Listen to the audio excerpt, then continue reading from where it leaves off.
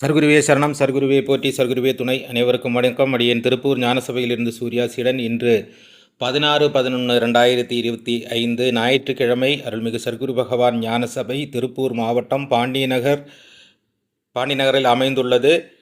புதிய பஸ் ஸ்டாண்டில் இருந்து பெருமாநல்லூர் செல்லும் சாலையில் பாண்டிநகர்.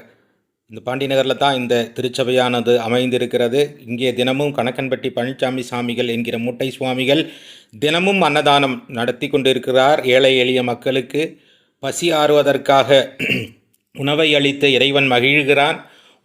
உணவை உண்டு, இறை பிரசாதத்தை உண்டு ஏழை எளிய மக்கள் பசியாறி இறைவனுக்கு நன்றி சொல்லி செல்லுகிறார்கள். இதற்கு காரணமாக உலகமெங்கும் பரவி வாழும் பெருமான் ஈசனின் செல்ல பிள்ளைகளால் தரப்படும் காணிக்கைகளால் இந்த நிகழ்வு நடந்தேறுகிறது.